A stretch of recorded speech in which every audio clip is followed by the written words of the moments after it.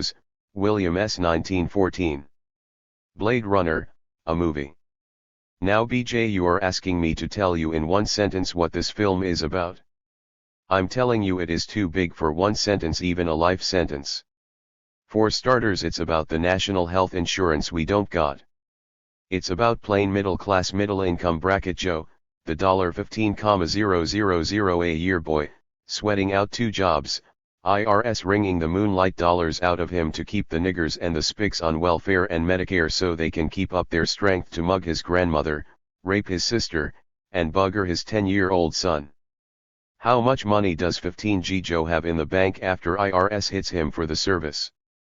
Less than nothing. Can he afford to pay $300 a day for a hospital bed? Pushers on welfare and Medicare lean out of a Mercedes and spit in his face. Is this what I pay taxes for? We gotta be careful of ethnic slurs. Well, it's the way some folks feel. Part of the whole picture. Fascism is defeated in the end by the American dream. This film is about overpopulation and the growth of vast service bureaucracies. The FDA and AMA and the big drug companies are like an octopus on the citizen. You're dying of cancer, see. The doctor gives you no hope, wants you out of his office as quick as possible because you don't carry health insurance or qualify for Medicare. All he gives you is a grudging RX for Darvon. Any croaker gives a dying cancer patient Darvon should be broken down to bedpan duty in an animal hospital. So you want to do something about your big C. You've heard about Laetrile, Reich's argon accumulators, a doctor in France with a magnetic machine, another French doctor who has cured cancer with inoculations of Chagas disease, and someone in Romania. Can you even try these remedies? Fuck no. The FDA won't let them on the market. They even destroyed Reich's writings. Now who is to decide whether I take Laetrile or use an argon accumulator for my terminal cancer? Me or the FDA? After all, it's me that's dying. Is this freedom? Is this what America stands for? So America goes underground. They all make their own medicines in garages, basements, and lofts, and provide their own service. This manual is in every pocket. You don't need a doctor. All the kids learn to give injections in school. You don't need a doctor for such simple complaints as leprosy, syphilis, typhoid fever, malaria, dysentery. All you need is access to the medications. To alleviate the pain and discomfort of these and other complaints, salutary drafts of laudanum should be administered at 8-hour intervals, supplemented by supportive injections of morphine if any residual unease remains outstanding, since the euphoria and relief afforded by an adequate dosage of opiates is one of the solaces of illness. No medicine chest should be without God's own medicine.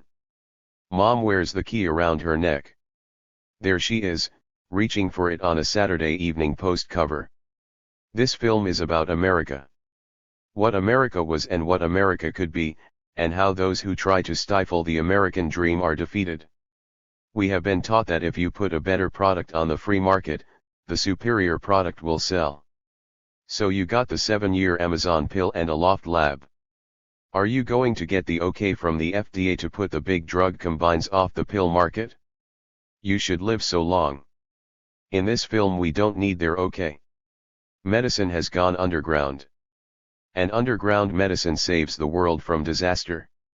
This film is about cancer, and that's a powerful subject. Already doctors are talking about an epidemic. In the film, a strain of epidemic flash cancer is stopped by virus B23, a virus of biologic mutation which restores humanity to pristine health. This film is about a city we all know and love, a city which has come to represent all cities. In the year 2014, New York, World Center for Underground Medicine, is the most glamorous, the most dangerous, the most exotic, vital, far-out city the world has ever seen. The only public transport is the old IRT limping along at 5 miles an hour through dimly lit tunnels. The other lines are derelict. Hand-propelled and steam-driven cars transport produce, the stations have been converted into markets. The lower tunnels are flooded, giving ties to an underground Venice. The upper reaches of derelict skyscrapers, without elevator service since the riots, have been taken over by hang glider and autogyro gangs, mountaineers, and steeplejacks. A skyboy steps off his penthouse into a parachute on guide wires that drop him to a street-level landing. The parachute is retracted by hand-operated winches and pulleys, or a Delco motor. The skyboys compete with the subs for control of electrical service in the lower city. Or the skyboy may use wire slides with a jump seat under the carriage, zigzagging down from landing platform to landing platform. Or he may skip from roof to roof in his hang glider, or use his autogyro parachute. Buildings are joined by suspension bridges, a maze of platforms, catwalks, slides, lifts. Inside these buildings, light elevators that can carry several hundred pounds have been installed. During the 1984 riots, some jokers dumped all the fish from the aquariums, all the reptiles and amphibians, into the waterways of New York, and now freshwater sharks cruise the Hudson. Water boas, alligators, piranha fish, electric eels, infest the subway tunnels, the swamps and canals, sometimes materializing in swimming pools, bathtubs, and toilet bowls. All the zoo animals were also released, and killer bears now roam Central Park. The man-eating leopard on 3rd Avenue was finally shot from a tree surgeon's rig, with a half-eaten faggot as bait. Other species have settled down to coexist, the jackals, wolves, foxes and hyenas mating with the vast wild dog packs. This is the background against which the film revolves. Any treatment, any drug, any vice can be found here for a price. This film is about a second chance for Billy the Blade Runner, and for all humanity. For the virus makes a hole in time, and Billy steps into the past, which is also the future. This film is about the future of medicine and the future of man. For man has no future unless he can throw off the dead past and absorb the underground of his own being. In the end, underground medicine merges with the medical establishment, to the great benefit of both. The large number of trained practitioners who are not licensed doctors takes a vast burden off the profession, drastically reducing the price of medical care. Experimental drugs and treatments now have access to all the equipment and resources of modern laboratories.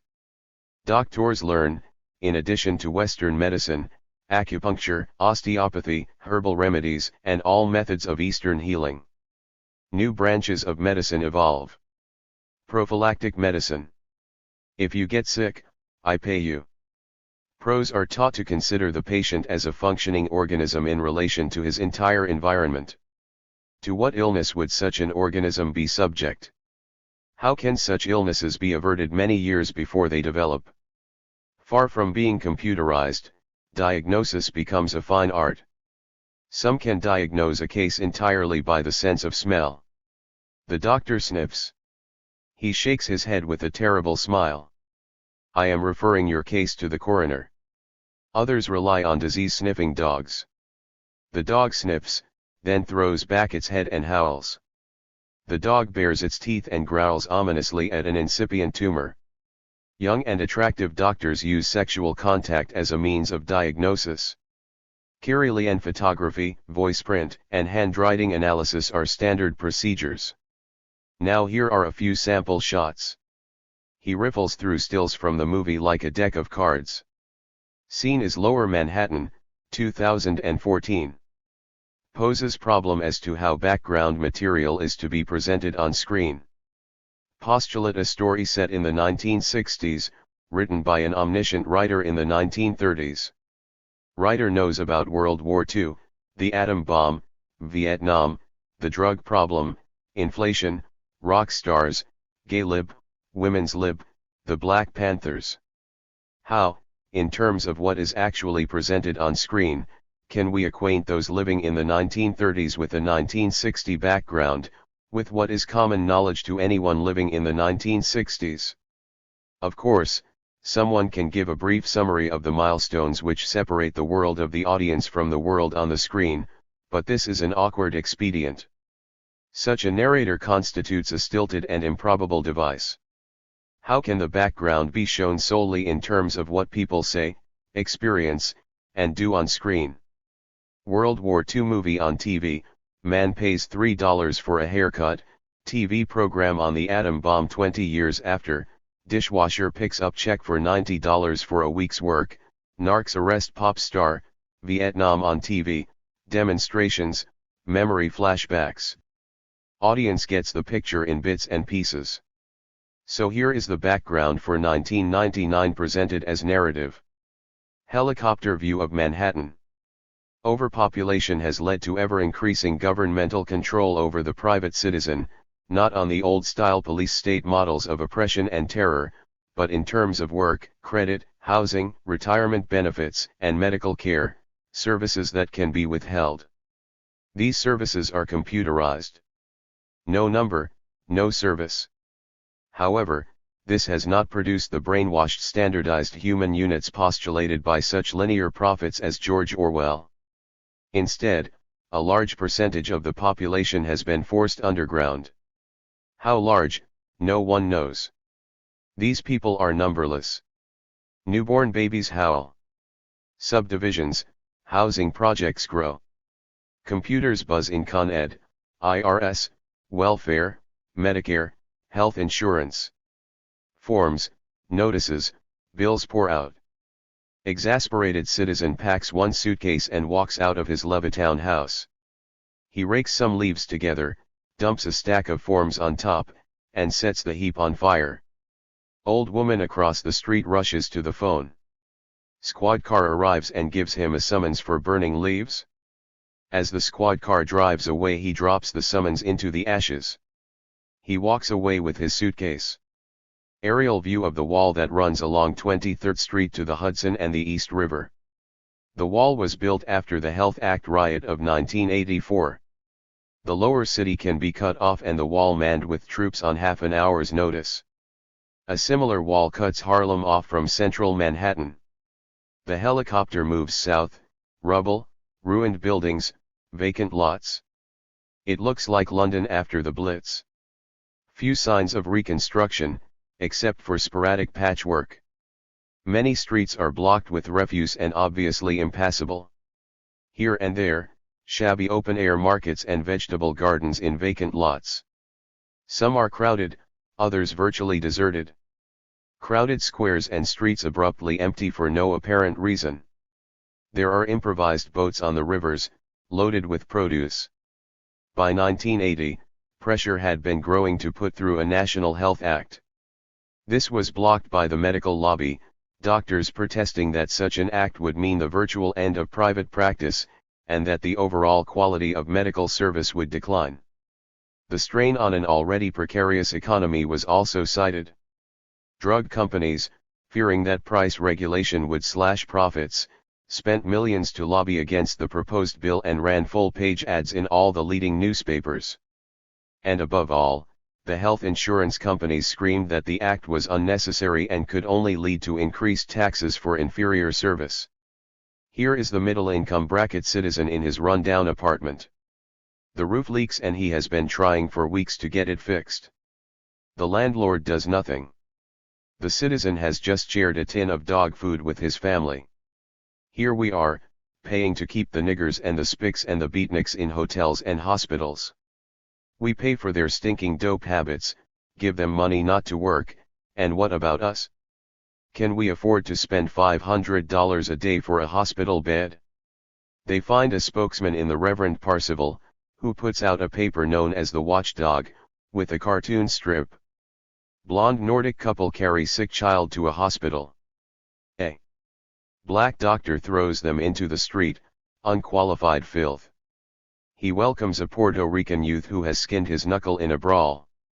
Come right in, my boy. Nurse, quarter grain GOM for this gentleman. Heroin was legalized for addicts in 1980. The United States Health Service took over distribution through government clinics and built up an intricate bureaucracy, with police and investigators who turned out to be totally corrupt. Many people who were not addicts got on the program and made a comfortable living selling off their allowance. Here is Mr. Middle Income again. He has a painful and disabling case of shingles. He has just paid a doctor $50 for a visit. The doctor refuses to prescribe codeine. Only thing I can prescribe is Whitefield's ointment. And here is one big happy welfare family. Knock on any Harlem door. 2 boys on heroin maintenance, a daughter in the federal leprosarium at Carville, Louisiana, 1 retarded in King State, 1 muscular dystrophy on a special program. Ma collects on all of them loss of support allowance. No work, no worries. Color TV. Remains of a huge turkey on the table. Ma helps herself to a liberal dose of her own special heroin cough syrup to keep out the winter colds. Pa is eating strawberry ice cream. The kids sprawl on the floor studying travel folders. They can't decide whether to go to Lexington for the summer cure. The country club now earns its moniker with miles of woodlands, hiking, horses golf, tennis, boating, and fishing available to inmates, or to visit sis in Carville. My God, Pa groans, I got an ice cream headache. Give me a shot, son, quick, it's going away. Doctor hands boy his heroin script with a corrupt leer. Now don't let me catch you selling any off the top. He picks up the phone. Nurse, how many lepers out there bucking for Carville? The traffic in Hansen's bacillus is rampant. It's now known as the white stuff. Just scratch a patch of skin with a needle and rub it on, and 6 months later, new lepers stream out of an old paddle-wheel riverboat singing Home Sweet Home. Others drop off at lonely sidings, frogs croaking. Welcome to the Hansen family. You'll just have to imagine my hand, never bounce me off the program. They can arrest you, and return you to civilian life if you aren't careful. Now I handle the best white stuff in Carville. Stay on the program with Doc White's ointment. Along the bayous, lakes, and rivers are the cottages covered with bougainvillea, roses and morning glories, where the languid lepers lounge smoking pot and opium from their gardens, shooting government oranges, mangoes, and avocados growing in the backyard, catching catfish, bass and perch from the front porch, or opening tins from the government store. Carville is now a huge area of swampland, stretching from the Great Thicket of East Texas to the Everglades of Florida. On Swamp Island strange rites are celebrated. Naked youths with alligator masks dance before the gator goat god who has the head of an alligator and the feet of a goat. Mardi Gras time in Carville. A languid young aristocrat drifts by on a flower float, one leg eaten off at the knee, the stump phosphorescent in the gathering dusk. A radioactive strain, my dear, terribly chic. Violet lagoons where fishes of emerald dive for the moon. And here is a stunning young leper in Cleopatra drag on her barge with a dishy Mark Antony. And the whole reservation is fenced and guarded. So we leave the happy people of Carville, who, through some inner source of courage and strength, have turned their terrible affliction into a rewarding way of life. Is this what I pay taxes for? Queer sex orgies and injections of marijuana. In our splendid facilities provided by the kind American government we do not have to concern ourselves with assholes like you who work for a living. May you prolapse into the privy from which you emerged. Mafiosos lean out of their Cadillacs to spit in the taxpayer's face. Who you, work for a living. I spit in your crumb face. And many youths claimed disability, saying they could not coexist with disgusting tax-paying slobs. They make me so nervous I have been unable to work. I claim full disability and heroin maintenance. When the Third National Health Act was defeated in the Senate as a result of shameless lobbying and obstructive tactics, the Health Act riots of 1984 broke out. It is estimated that 500,000 people died in New York City alone, and property damage was in the billions. Other cities counted comparable casualties. The total fatalities throughout the U.S. ran close to 10 million. Ironically, the high death rate was largely due to the government's efforts to forestall the outbreak by strict weapon control measures. The National Firearms Registration Act of 1982 debarred anyone with a criminal record or any record of drug addiction or mental illness, and all those on the welfare rolls, from buying or possessing any firearms of any description including air guns. This left the disaffected middle class in possession of more firearms than any other group. Relying on stockpiled weapons and the sympathy of the police and the National Guard, Parsival's Soldiers of Christ now talked openly of taking over New York and slaughtering all ethnic minorities, beatniks, dope fiends, queers and long hairs. In fact, they talked too much and scared too many people, dropping dark hints about international bankers and Wall Street and the Yellow Peril. Did this mean the Jews, the wealthy and the Chinese were also on the list? Powerful anonymous figures decided it might be prudent to provide effective opposition to Parsival's followers. In any case, a document known as the Devil's Diary leaked out to the minorities most immediately and specifically threatened. The Devil's Diary had been prepared on orders from the CIA in the 1960s. It contained detailed instructions for assembling weapons from materials easily available in any grocery or hardware store, black powder, fire bombs, plus a battery of biological and chemical weapons. How to make botulism from canned bouillon, how to make nerve gas from bug sprays, how to make chlorine, nitroglycerin, phosgene, nitric oxide, arsenical gas.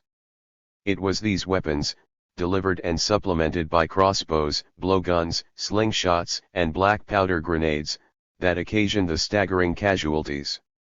August 6, 1984. Parsival's Soldiers of Christ have gathered in Central Park. Unopposed by the police, they now split into two columns marching north and south. A series of paintings like Custer's Last Stand record the ensuing battles. The siege of St. Vincent's at 12th Street. Doctors, nurses and orderlies fight the rioters with scalpel saws and bedpans. Ether bomb explodes in a corridor, stopping the rioters long enough so a doctor can pass patients down a laundry chute to safety. The hospital is on fire. A Chinese orderly throws copper into a vat of nitric acid, releasing nitric oxide. This is a delayed action poison. Rioters who inhale the fumes collapse an hour or two later. The march to the sea. The soldiers advance on the village. Marshals are evacuating the area, concentrating their forces in the lofts and warehouses and derelict buildings of Lower Manhattan. A number of gay bookstores, art galleries, and liquor stores are booby-trapped with nitric oxide, arsine, phosgene, and botulism. Blood-mad and frustrated at not finding the victims they had anticipated, the soldiers charge into the area below 8th Street, many of them dying on their feet from various poisons they have absorbed. Cobblestones from rooftops. The Soldiers of Christ rush into buildings to be met by a cloud of chlorine rolling down the stairs. Black powder grenades launched from slingshots and crossbows loaded with crushed glass and sodium cyanide. Silent blowguns with cyanide and botulism darts.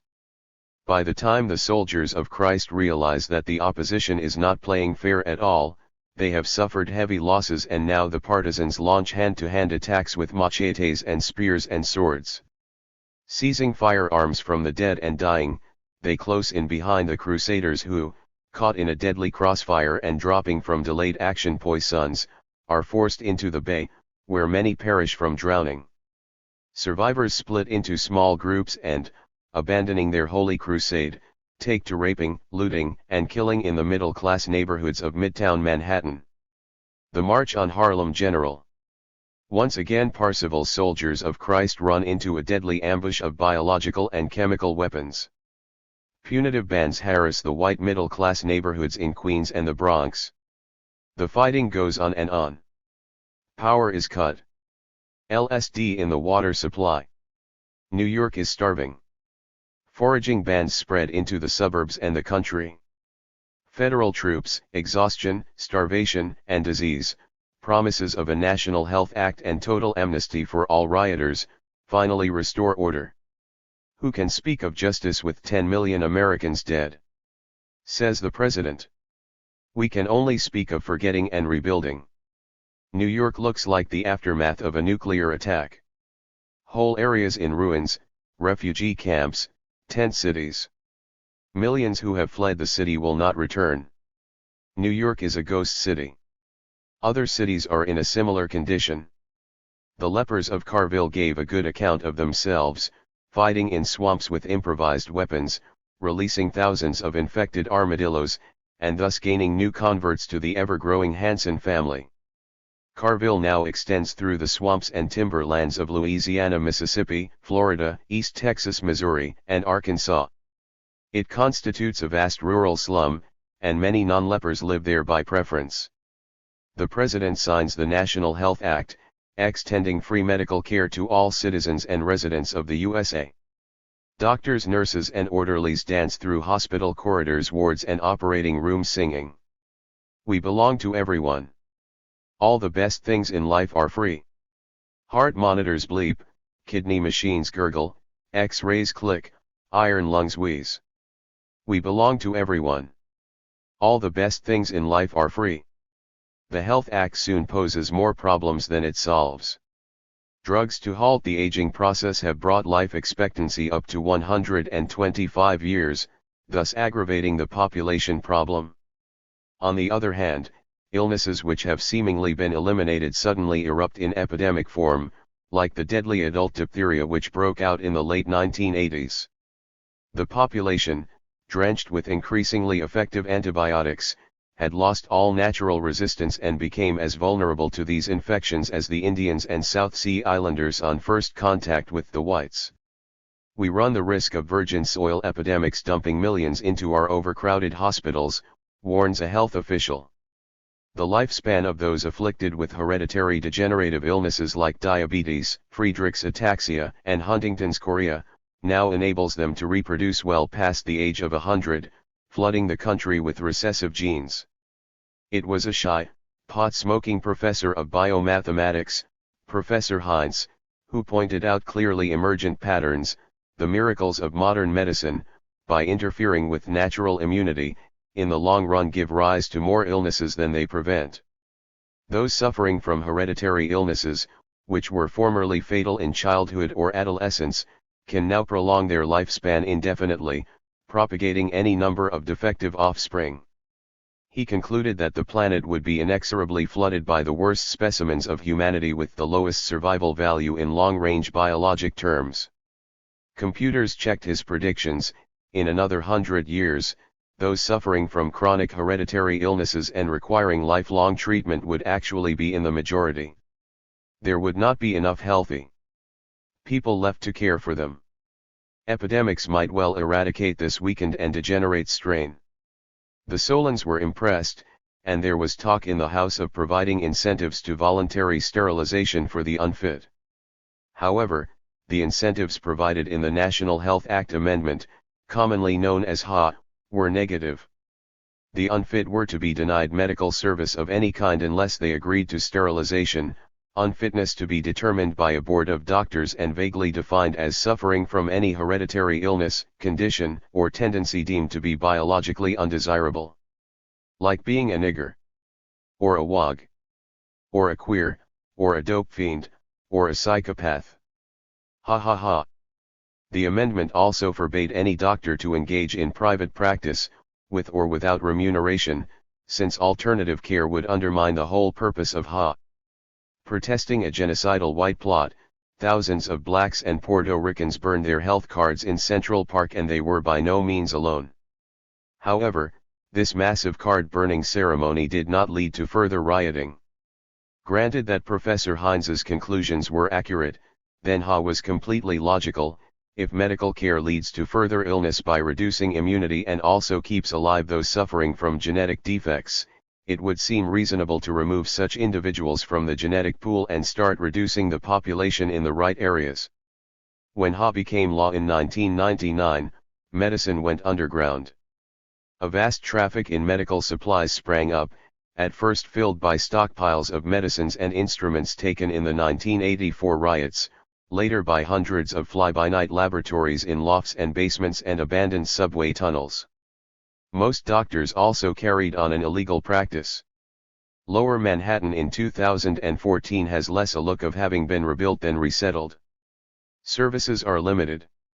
Only one subway line is still operating. The derelict tunnels are occupied by Delco gangs, clandestine laboratories, rats and wild dogs who snarl and snap at passers-by through rusty subway grates. They are maintained by the occupants to discourage intruders. A mysterious personage known as the King of Subways has his headquarters in Queens Plaza, a dazzling construction of subway cars, change booths, turnstiles, so that part of the structure is always in motion. You get on a diner train for dinner, and get off at a northern Carville outpost, frogs croaking in New Jersey swamps. Vegetable gardens are everywhere on roofs, in vacant lots and terraces and basements. Many streets are blocked with refuse since the riots. The potholes are enlarged and used as fish ponds. A reclamation project called for a series of canals across Lower Manhattan to substitute waterways for trucks, owing to the fuel shortage. The project was not completed. The canals stop in a dead end of rusty locks and machinery. Houses along the derelict canals are sought after, though some can't get used to the damp and the mist. The fish are coming back. Boy fishing from a concrete mixer pulls in a 5-pound sea bass. He holds the fish up and pulls up to the cobblestone wharf. Got big one, meester. Very good price. $20? What you come here for? Take drug, live 200 years maybe? Plenty good monkey nuts? Whole new preek. Too many rug rats? Here 7-year pill, meester. Lower Manhattan is a world center for underground medicine. Any drug, any operation, any treatment can be had here for a price. In this maze of tunnels, canals, abandoned buildings, lofts and basements, live all the fugitives and outlaws from the service state. Here is Pop Street, where you can buy the brain stuff 50 times stronger than morphine. It was thought at first to be non-addictive, but this proved to be an error. A pop puts the addict in a state of suspended animation, a point of almost zero metabolism from which he thaws out raw 10 like twice frozen meat. He needs steady pops to stay frozen. And here comes the pop man in his electric canoe, all black and silver to blend with the dark water and the warehouse windows. Needless to say, the sale or manufacture of this drug is illegal. A flourishing black market in sperm heralds a long-range genetic war. Boy sperm, meester. Rock stars and movie actors sell off their sperm to the underground banks. Sperm trafficking is a felony, but few spermers or underground doctors are arrested and still fewer prosecuted. Obviously, the health inspectors are turning a blind eye and an open palm. Lower Manhattan, 2014. Here clients come for operations, drugs, treatments, that cannot be bought for any amount of money through legal channels, drugs suppressed by the drug manufacturers from long-range profit motives and in turn suppressed by the state bureaucracy. Apomorphine as a cure for addiction suppressed by the heroin industry and the drug enforcement agencies. Suppressed after the legalization of heroin for addicts, to keep as many addicts as possible on the program so as to maintain personnel and appropriations. Neither drug manufacturers nor the medical bureaucracy want to solve such a convenient problem. In 1956, a contraceptive drug developed by the Amazon Indians was submitted to an American drug company for testing and eventual distribution. One dose prevents pregnancy for 7 years. And one dose of another drug allows conception. Here we have a precise method of population control, at a time when overpopulation is an ever more urgent problem. Drug companies rejected the drug, since it would cut their profits. They could sell a pill a day forever, so who wanted to know about a pill that lasts 7 years? The drug was ignored from a profit motive. Subsequently outlawed by the sterilization bureaucracy, this drug is available on the underground market. Loft drug labs are not thinking in long-range terms. The shoestring entrepreneur, the innovator, the eccentric, the adventurer, long banished to limbo by the coalition of the big drug companies and the FDA, reappear. Man in Amazon jungle collecting the contraceptive vine. Basement lab. Drug in the street. Amazon pill, meester? Very good price. $500. There were of course regrettable incidents, in which the wrong product was marketed. Man gargles no cavity mouthwash and all his teeth fall out. Sometimes standards of cleanliness and purity in the underground laboratories left much to be desired. Filthy laboratory in a former urinal, cockroaches in the cultures. And there were laboratories with doubtful objectives, such as super habit-forming drugs like the blues, and biologic weapons.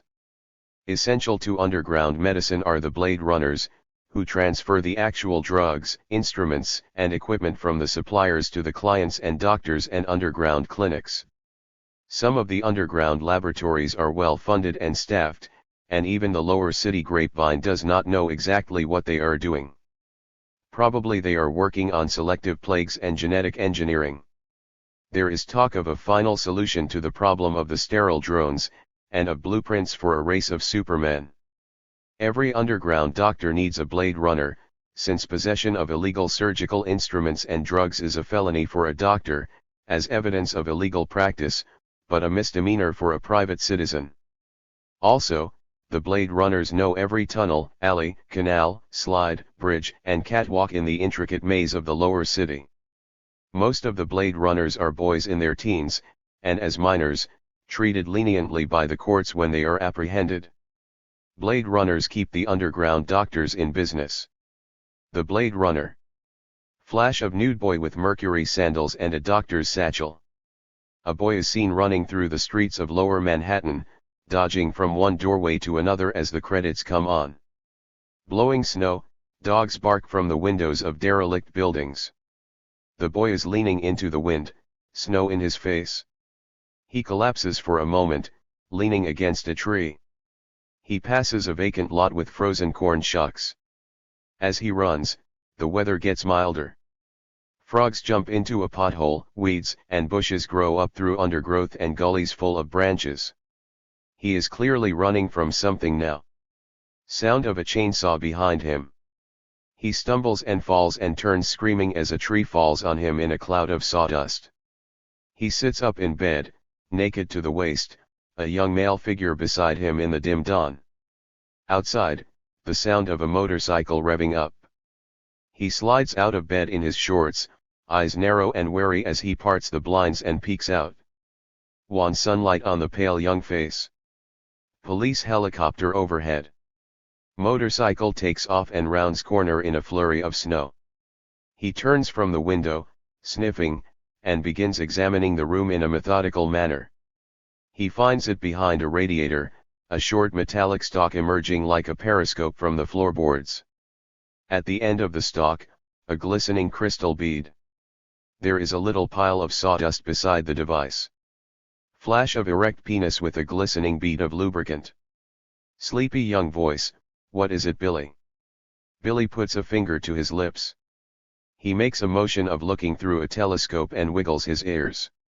The other boy throws him a towel from the bed and he drops it over the bug. He stalks back to the bed, his shorts sticking out at the fly. He stops at the foot of the bed and pulls his shorts down, and his dick flicks out like a switchblade as Billy clicks his tongue. He kicks his shorts over his shoulder and stands there, shaking his hands above his head as if acknowledging the applause of a vast crowd. Roberts has thrown back the sheet and is sprawled naked with a hard-on, 1 foot sideways on the floor showing the dirty sole. They look at each other and their throbbing phalluses pick up the same rhythm, throb throb throb, heartbeats like drums in the dark room. Flash of signal drums and bleeping heartbeat recorders. Billy does a slow-motion pratfall, legs in the air, applauding with his feet as Roberts pivots between his legs and they do a slow-motion underwater act, Billy squirming like a clam, flushing pink and purple and iridescent as the radiator starts gurgling and trilling and thumping like a copulating dinosaur, and they ride the radiator sound effects to a chorus of tremendous thumps that shake the old building to its foundation. Rumble of falling masonry outside. Speed up dress scene. Outside, a section of the building has collapsed, blocking the street. As they skirt the rubble, a pack of wild dogs rounds the corner. Billy holds up his hand, palm out, and the dogs are deflected as if they have hit a wall. They slide sideways, one throwing a last yipe of terror and defiance over his shoulder. At an intersection, a car full of uncouth youths whirls in front of them, one beefy boy leaning out and screaming, "Fucking faggot Blade Runners." Billy takes a quick look around. A truck is coming fast. Light changing. He yells, "Get out of that car, you yellow cocksucker." Brakes slam on truck's horn. Truck plows into the back of the car, throwing people out of doors, shoes flying across the street as the gas tank explodes. The two boys look at each other, showing their teeth like wild dogs. They pick their way through a maze of derelict buildings and open a door with a key. This is the Blade Runner's coupe. It is a large bare room with long tables. The coupe walls are covered with paintings, drawings, cartoons, and photographs, mostly the work of anonymous artists. There are pieces stolen from museums or private collections during the riots, Custer's Last Stand, The Swimming Hole, blow-ups of old photos like Water Rats, Stern Reality, photos by Baron von Gloden, photos of New York in the 19th and early 20th centuries. These pictures convey most of the background material.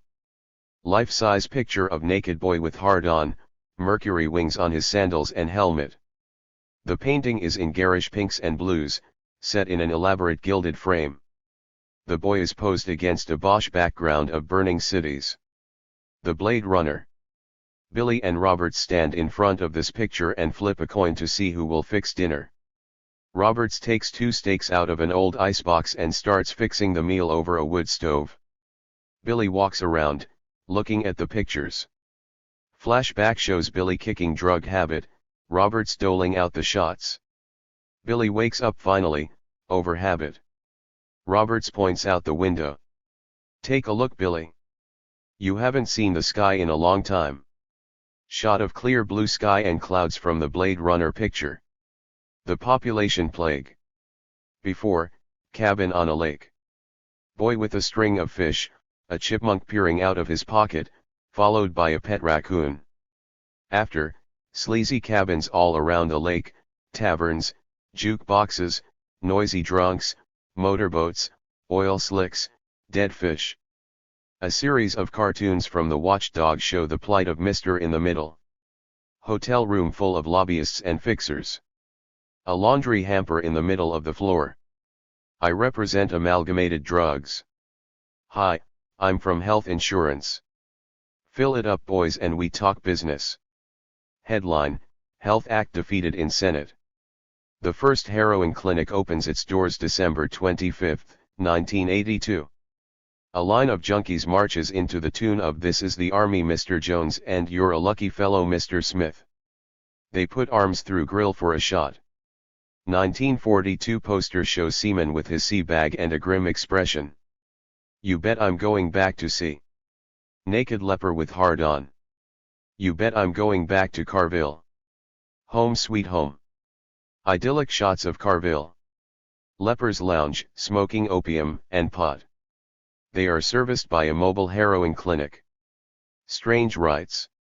Nude dances in front of the gator goat god. Mardi Gras in Carville. Is this what we pay taxes for? One big happy welfare family. 2 boys on heroin maintenance etc. Mr. in the Middle with shingles goes to doctor. Codeine? Certainly not. I don't have that kind of practice. I'm writing a prescription for Whitefield's ointment. That will be $50. Reverend Parsival orating. Graffiti: kill all niggers, spics, dagos, queers, and Jews. Devil's Diary circulates. Diagrams show how to make cyanide and crushed glass bombs, nerve gas, botulism. Blacks walk out of store with shopping bags of bug spray. The clerks look at each other.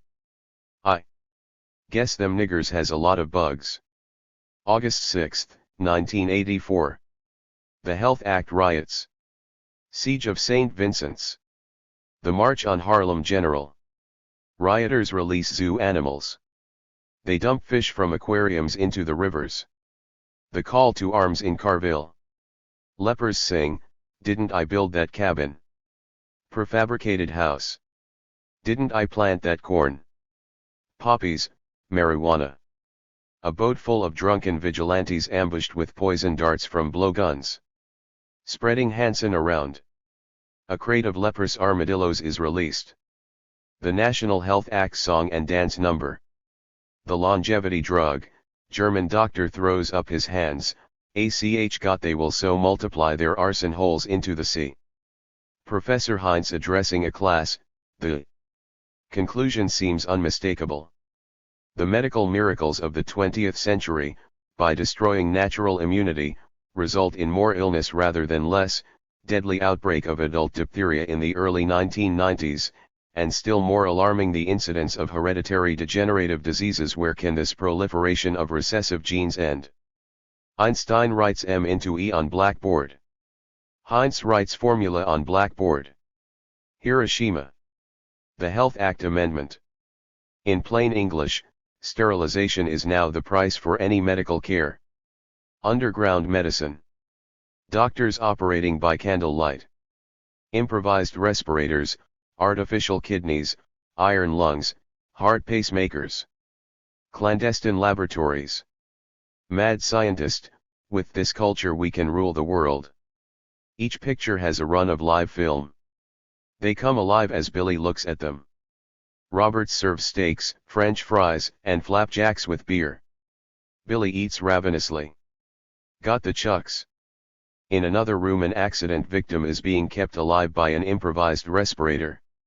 Signal drums pass the message along to a telephone to Billy's doc. Message passed back. Billy and Roberts go to Parrott's supply house to get the materials necessary for a transplant operation. Dog snarling up through subway grates. Patrol car passes. They duck into doorway and pretend to look for a name. What you white mothers doing here? Just dodging a car. Two black youths behind them blocking door. You holding? Roberts gives them a vial of heroin tablets. They let the runners pass. The transplant operation is performed in a subway operating room by a Delco plant. The Delco is heard throughout the scene, sometimes sputtering ominously as the lights dim. All the equipment is homemade, requiring continual readjustment and tinkering. Billy goes to fetch the hand, best operating assistant in the industry. He finds him in his pad in a converted truck, lighting matches across the room with a small homemade pistol. The hand is a blues addict. The blues is a metallic variation on heroin, so named because of the bluish tinge imparted to the face. Blue is 20 times stronger than heroin. The hand picks up his instrument case and scoops up his familiar, a black Siamese with bright blue eyes. In the operating room the doctor is preparing himself for the operation. He drinks some hashish extract and takes a shot of morphine. Where's that fucking anesthetist? The anesthetist reels in dead drunk. He's shit drunk. You'll have to take over, Billy. Who's drunk? The anesthetist reels against the operating table. Doc has his back to him, filling a syringe with sodium pentothal. You're drunk. You're fired. Get out. You're nothing but a bunch of lousy fucking faggots. Screams the anesthetist. Yeah, and I got news for. Doc turns and shoots the contents of the syringe into his open mouth. Shut up, you got a big mouth. The anesthetist swallows, gurgles, coughs, sways, and collapses. Get him out of here. They set to work. The hand is steady as a rock, quick and deft. Another patient is wheeled in. One doctor has a dog on a lead. The hand's cat leaps up onto the operating table spitting, then up on top of Doc's head. Get that fucking dog out of here. Doc screams. The dog is let out barking. Now other doctors come in. Scene like a Marx Brothers comedy. Stretchers, double bunks, hammocks, one patient is lashed to a post like a two-penny upright. People tripping over the wires, shooting up, making coffee, eating sandwiches, gesticulating with bloody scalpels, exchanging advice. A doctor looks over his shoulder drinking beer from a can. I'd do a renal shunt if I were you. I can't be expected to work under such conditions, Doc says. The hand shows him a key. They ease the stretcher out past a number of cases waiting to get in, doctors dozing, some operating by flashlights. They have a key to what had been an employee's lavatory. They try to slide the patient in without attracting notice, but another operating team almost shoves their way in. Finally they get the door closed and locked. The excluded team bangs on the door with a pipe screaming, "Open the door, you sons of bitches. Shut up, you'll give my patient an engram." Doc screams back. Finally the pounding stops. They get the appliances plugged in and go to work. Scene of intense concentration. The operation is finished. Faces dim and ghostly in the dawn light through a wire glass skylight. From this point on there are two story lines that can run alternately or on two screens. The story that we have been following up to this point becomes increasingly bizarre, dreamlike, and episodic. The other story, played out in linear future set, is real and logical within the limited framework. This is taken from the book, The Blade Runner. Billy is dozing after the operation. First sequence of dream and discovery of the bug is now repeated, except that Billy is alone in the apartment, which is now jerry-built, thin walls, noise from adjoining apartments. The halls are crowded.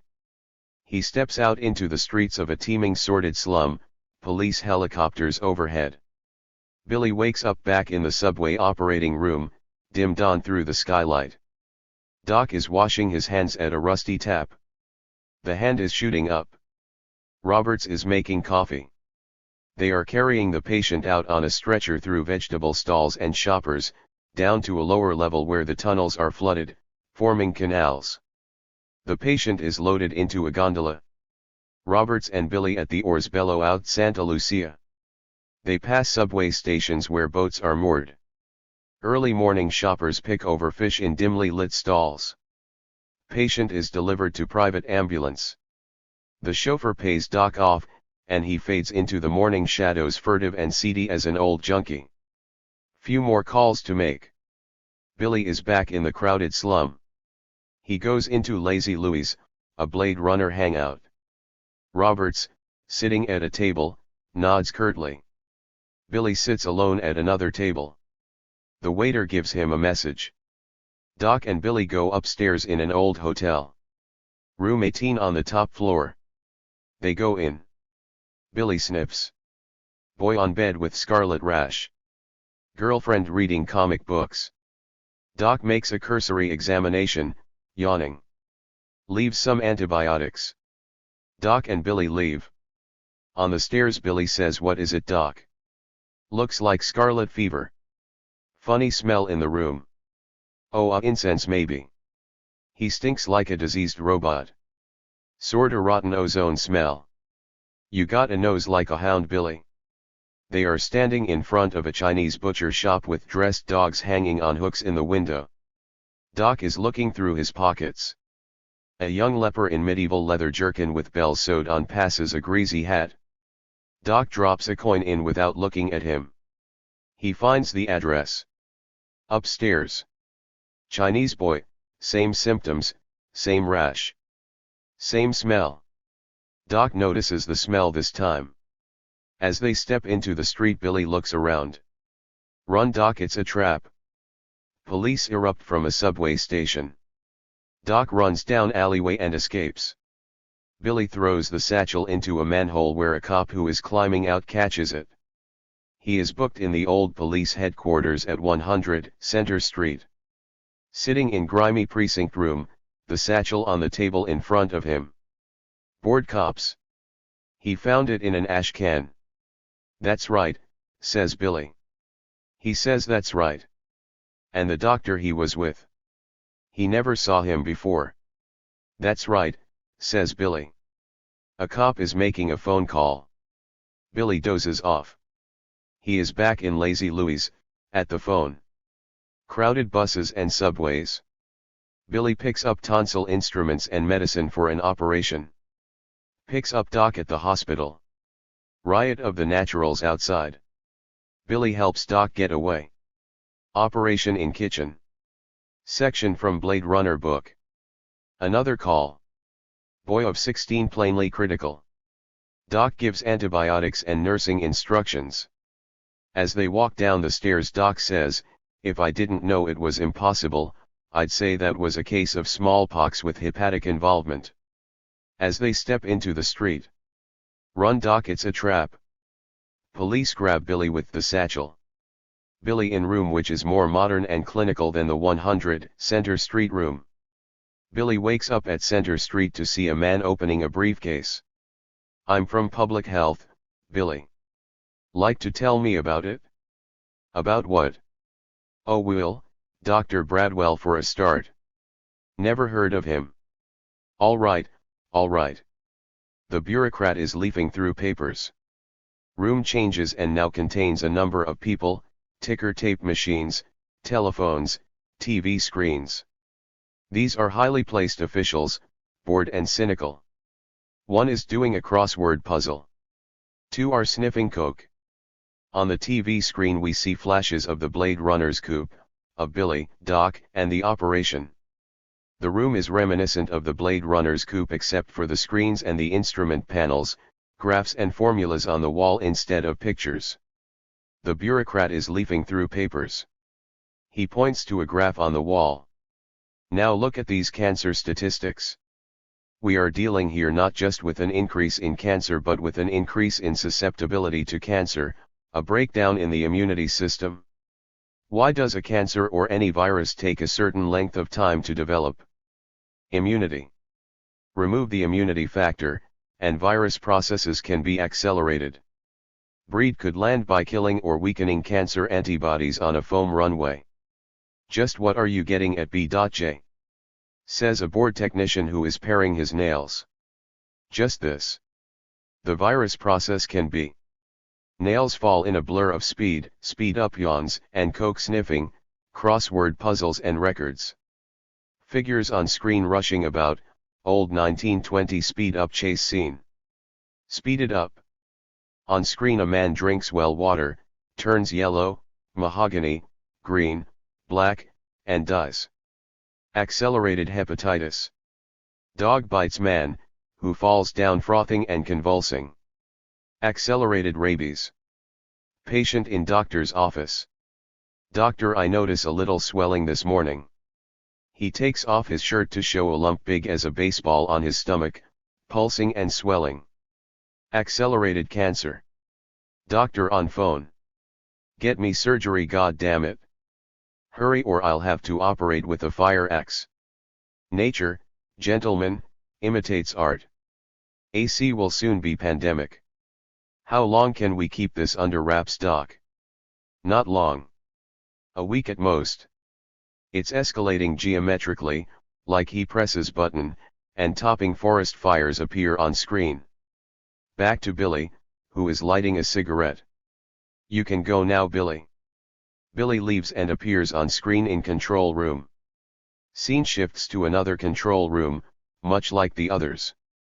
We gather a bleak conversation that this is the other team. What about the AC? It'll hit hardest in the middle, the sterile drones. The cucumbers are not committing hurry-carry. Something wrong here. Back to CIA room. The essence of cancer is repetition, a cell repeating itself like an old joke. I'm a liver, a liver, a liver, a liver. Yes, an old joke with a half-life of 500,000 years. Cancer ward. Each patient is repeating an old joke over and over, like old records stuck in the same old groove. Who put the sand in the spinach? Ha ha ha. Who put the sand in the spinach? Don't ever get rid of that cow. What do you think I am, a horse? We are now dickering over the price. You taught me what a little is, now I'm dickering for a lot. That one's on me, baby. And who were you? You know what I want, take it off and throw it up here. Each one round and round and round as the tumors grow and plop onto the floor. A nurse comes in and screams. Cut back to control room. We're hatching out all over, comrades. They toast each other with insect claws. Blame it on the niggers. The niggers is hatching out of us, screams the rednecks and hardhats and southern lawmen. We're hatching Juden AUS. Screams a Nazi leader. Chinese hatch out with meat cleavers. Fluck you. Fluck you. Fluck you. Cancer doctor admits space being hatching from tumors. Space niggers. Space witties. Scream crazed ethnics on street corners. It's a shambles, a soft key put. The space beings look different to everyone and are a state of mind, a possession of human bodies and minds, rather than separate entities. Everywhere they spread hate and fear and division. Cut to control room of anti-cancer headquarters. Well, set a virus to catch a virus. Scene in Coop. The boy who was diagnosed by Doc as scarlet fever collapses with nipples of flesh growing all over him like exotic plants. This is virus B23, the virus of biologic mutation. Nobody can have 23 and cancer at the same time. This is the vaccine against accelerated cancer which must be released on a mass scale. Billy and the Blade Runners will release it. Back to the other storyline. The health authorities now recognize that a catastrophic epidemic of smallpox, against which old-style vaccine is ineffective, has broken out. It is up to underground medicine, and especially the Blade Runners, to carry the message that anyone with smallpox can be treated in a hospital without submitting to HA. A new virus antibiotic has just been developed and is not yet on the underground market. Billy, who has contracted pneumonia, is spreading the word to suspicious dealers and runners who think he is a shill from health control. Billy in the subways. The canals have resulted in the lower tunnels being flooded. Much of the produce of New York is conveyed here on boats, and on the upper level in steam and hand-propelled cars. The stations are now markets lit by skylights of wired glass letting in a dim gray light fading into the inky blackness of unlighted tunnels and canals. Here light is a precious resource, to be hoarded and guarded. A man lights his flash for a moment and shadows close in from all sides. He pulls his pistol, "Keep away from my light, you creeps." The Delco gang sell a bootleg electrical service from Subway Delco Systems. They are in competition, and gang warfare is constant. Often the lower city is without any light service. Lever flashlights are a prized possession and sell for $200. Billy is making his way down through the vegetable stalls and flower markets. A pack of wild dogs leaps from a dark tunnel. Billy uses a sonic pistol that reduces them to infantile cowardice, cringing and pissing on themselves. The Blade Runners sprint past them and hail a gondola. They give an address. "This is my old heroin dealer. Into pop now, I hear." Carbide lamp on the prow of the gondola. Alligators slide out from subway stations in the dark water, shark fins. A glimmer of light ahead where a torch lights a private jetty. The dealer has hewn out a bunker, running a number of change rooms and lavatories together. He shakes his head sadly with a terrible Italian smile. If it was heroin or the blues or pop even. But 23 not me. Do yourself one favor and beat it. They push on. They are armed with a number of sophisticated weapons, sonic guns and small flamethrowers for the dogs, a crushed glass and sodium cyanide pistol for short-range heavy-duty, a silencered 20-shot nail gun, knives, and cyanide injectors for hand-to-hand fighting. Back to the other storyline. Cold with a biting wind, teeth chattering uncontrollably, the cough so painful he has to lean against a lamppost from time to time. Half the time he is in a stupor, half out on his feet, stairways, alleys and crowded streets flashing by in a blurred succession. At one place someone hurled him down a flight of stairs. Later someone was feeding him a warm watery soup that made him gag and cough. Mad vigilantes with hangman's nooses and shotguns in canoes and rafts stalk the underground tunnels, the swamps, and canals. There are also the dreaded tunnel pirates, the warring Delco gangs, and all the underground scavengers. Some of these can only crawl, but they will hamstring you with wire cutters set in their radioactive glowing stumps. Others are hit and run, grabbing a weapon, a flashlight, a camera, and darting back into the tunnels and warrens and dens they have carved out over the years. Billy, Roberts, and the Hand now have the most dangerous job in the trade, running vaccine in the form of a weakened virus strain to be released on an epidemic scale. Often there are miscalculations, and some of the vaccines have almost as high a mortality rate as the disease itself. In this case they are admittedly shooting for a pretty narrow margin. The desperate cancer agents will now resort to any means to stop the spread of B23. The ignorant and bigoted natives have been aroused to a frenzy. To be caught with the vaccine means a horrible death at the hands of the mobs. Virus B23, the virus of biologic mutation, after lying dormant for 23,000 years in two crystal skulls, is rediscovered by Dr. Unruh von Steinplatz. He calls it Unruh's disease. UD is characterized by an itching burning erogenous rash in the genitals and surrounding areas, accompanied by an uncontrollable sexual frenzy. UD victims undergo bizarre changes in pigmentation during intercourse, and these changes are genetically conveyed. UD was extracted by the hair doctor by exposing the crystal skulls to D.O.R deadly argon radiation in a highly magnetized iron pyramid. This energy, then projected onto copulating couples, produces the syndrome of UD. No one can have UD and cancer at the same time. Admittedly, UD has a high mortality rate, particularly in the elderly or in those whose character structure is rigid and resistant to change. On the other hand, UD is welcomed by adventurous youth. Posters and placards. Freedom to mutate. Argon energy, not radiation. UD. Not cancer. The decision to release UD on a mass scale to combat the cancer epidemic caused a furor when it leaked to the press, lynch mobs, burning cities. Well, now it never would have leaked out like that in front of decent people except for some technical hang-ups. We had just two of these artifacts, the crystal skulls, containing the virus code made 23,000 years ago in an area that is now the Gobi Desert and was at that time the site of an advanced civilization which was wiped out by the virus. So we split the project into Team A and Team B. We found that neither A nor B alone was able to reproduce itself and cause secondary infection. Each strain alone was sterile as a mule, and we needed a virgin soil epidemic to stem the foam runway of flash cancer. It was only by uniting the two strains that the virus could reproduce and do its work. So Team A with the A strain and Team B with the B strain are trying to join up all over Manhattan and greater New York City, making a different meat every day. Lynch mobs, false police, real police, agents official and self-appointed, guardians, Minutemen, watchdogs, the veterans of S.0E, are all out to stop UD.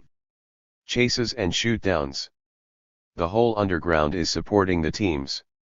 The A team is rescued by hang glider boys who swoop down from the World Trade Center, their Venus machine guns farting like a herd of stallions. Meet at T.E. That's Grand Central, let's go. At first they slide along unnoticed. But as they approach Grand Central, in an area of small shops, suddenly everyone sees them. Everywhere they look, a suspicious hostile eye peering out of a shop window, turning to look after them, closing in behind them, muttering, rising up in their path, faces of sulfurous hate closing in on all sides, others massed behind them. You lousy plague runners! Stop right there! You carrying nigger eggs! What we carry is our business. Out of the way! A bulky hard hat steps in front of Roberts and reaches for a gun in his belt. Roberts brings out his spring knife, it snaps forward on a heavy spring from a tube into the man's stomach. He grunts and doubles over as Roberts pulls the knife free, whipping it back and forth. The front ranks fall backwards into those behind them. A shotgun blast shatters a shop window by the hand's head, spattering his face with red dots. His silencered nail gun is out, spoot spoot spoot. Billy draws his cyanide and crushed glass pistol and blasts a hole in the crowd. The boys sprint through. The other team is closing in from the other side. The mob scatters. The two teams rush together. I'm A. I'm B. Both teams are the same actors now, wearing old-style gym clothes with A or B on the shirt front. They embrace in a blur of snow, confetti, and streamers, cheering crowds. IR Day, VE Day, the armistice. Station is moving back in time. 1914 passengers, long train whistles. Scene from Blade Runner book, Billy in the Silver Dollar Bar. Turn-of-the-century decorations, Custer's last stand over the bar. The patrons wear 1914 clothes. Billy contacts Roberts, who is suspicious. Billy explains that an epidemic of smallpox is underway. He has some virus antibiotic pills. But most victims will have to go to the hospital. No questions will be asked. He gives Roberts a package of the pills. The naturists who look like turn-of-the-century cranks, a lynch mob out to get the Mormons, are moving down the bar, staring at the boys with wild uncouth faces. A huge one stands in front of Roberts. "Hold it, bud. What's in the package?" "That's my business. Any lousy Blade Runner with bootleg medical supplies is my business. Hand it over." Roberts hits the man in the midriff with his fist, one then brings a hammer fist to the side of his neck. Roberts and his two friends make the door. Billy is on his feet. He sidesteps one man, catches another with a nose chop. 3 others stand between him and the door. He trips one, uses a bar stool as a pivot to swing past the other 2. Someone puts out a leg, he trips and falls, turning as he goes down. This shot is identical with Dream's shot as he trips, falls, and turns to face pursuer. Someone grabs for him. He twists free, leaving his sweater, and runs out the door in shirt sleeves. Turn-of-the-century streets, potholes frozen over, empty warehouses, broken windows, railroad tracks at the end of the street. 3 burly naturists run after him and grab him. He fights viciously with feet, knees, and elbows. One pulls a knife. Lights from old army car. The men run. "Don't run, Billy. It's me, document." Billy sways and falls forward. Train whistle.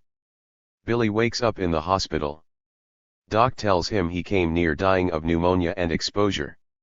He and the other Blade Runners are now heroes of the epidemic. What epidemic? Why, the smallpox epidemic, of course. It's under control now. "Doc, what's the date?" "January 18th. The whole date, document." "January 18th, 1914. Doc leaves. Billy goes to the window and looks out. A clear night, stars in the sky over 1914 Manhattan skyline. This is to be prepared by researching and selecting what buildings were in the skyline at that time. Beginning dream sequence is repeated. Billy is running and dodging through shabby streets with a package under his arm. He is leaning into windblown snow and icy wind in a thin sweater, coughing, staggering, stopping in doorways to get his breath.